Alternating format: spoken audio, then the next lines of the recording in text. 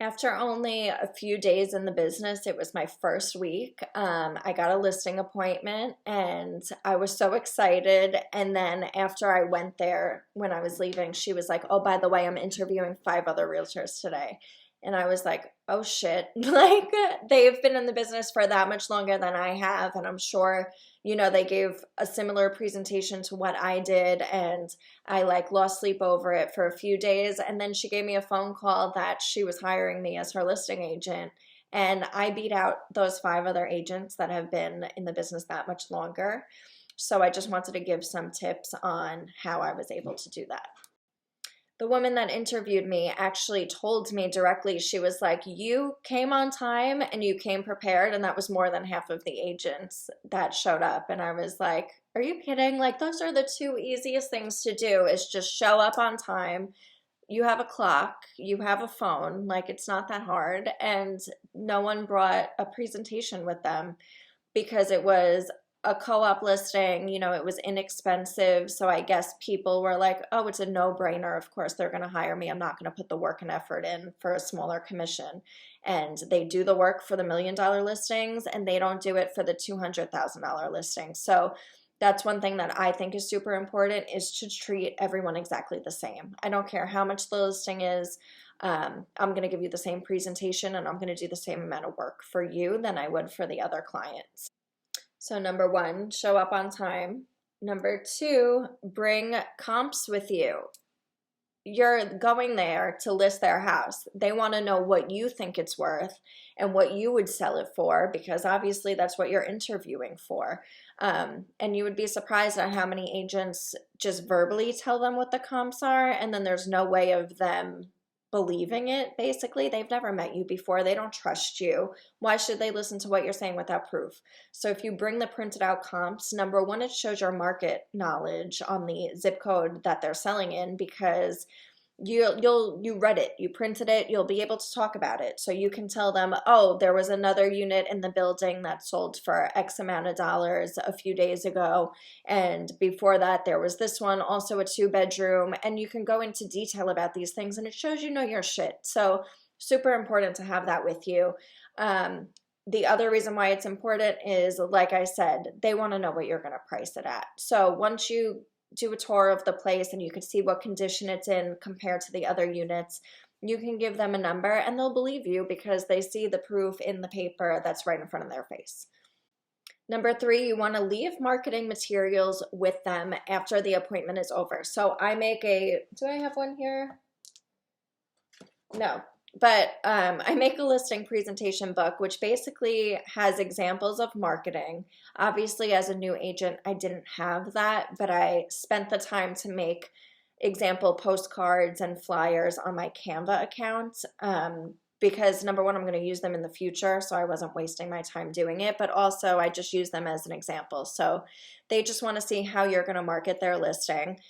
I went into detail on the social media and websites that their listing would be promoted on, how many followers it would go out to, and just the amount of exposure they would get from working with a newer agent that is fluent in social media as opposed to an older agent who's only advertising it to their own sphere of influence.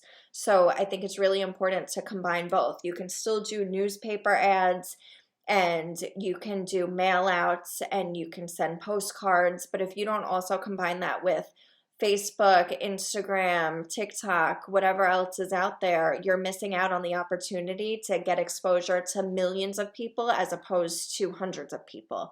So I think it's really an advantage. And that goes to my next point. You also want to have a unique selling point. So everyone is different. There's 1.3 million realtors in the US. So what makes you different than all of those realtors? So for me, it was the home staging and interior design background. That's useful for every listing. So I go in there and I do a free consultation and I basically suggest, what to take out, what to leave, what to rearrange, and I'll start moving shit around just because it'll look better for the photographer to come in and take photos of the listing. So that's an advantage. And like I said, the social media is also a huge advantage that a lot of older agents just aren't converting to and aren't using, and they're really missing out on a huge opportunity there. So I think those were two major reasons why she went with me as well. Also, following up is so important. I mean, you could go on a listing appointment and be so confident that you got it, but if there's another agent that's following up with them and calling and texting, do you need anything? Do you need me to get a quote on new flooring? If they had mentioned that during the presentation, listen to what they're saying and use it to your advantage. So if they said, oh, we're considering repainting, a day later, go back to them and say, did you want me to recommend someone to give you a quote on painting? Or you can even offer, if you list with us, we'll pay to have it painted before we list it for sale. So as long as you listen and pay attention, there's a lot of things that you can use to your advantage, and it's different for every client. So that's why it's super important. Jot down notes, make sure you stay on top of them, and follow up until you get that listing. The last thing that I think is super important on a listing appointment is confidence. That person I interviewed with, they didn't ask me how long I was in the business, so I didn't lie to them. We didn't talk about it. But because of my confidence level that I went in with, and because of the way that I was talking about the listing and showing the comps and going through my presentation, she had no idea that I was only in the business for 5 days. Or do you think she would have given me that listing opposed to the other agents that were in the business for years? Probably not. So you just have to go in there like you know your shit and you've been doing this for a long time, and you're confident that not only will you get the listing, but you're going to sell that listing and you're going to make them profit the most amount of money. So you really want to go into the listing presentation not thinking about yourself. You want to think about them. How can you get them the most amount of money? How can you get them to move into the dream house that they're going to, or relocate to be closer to family?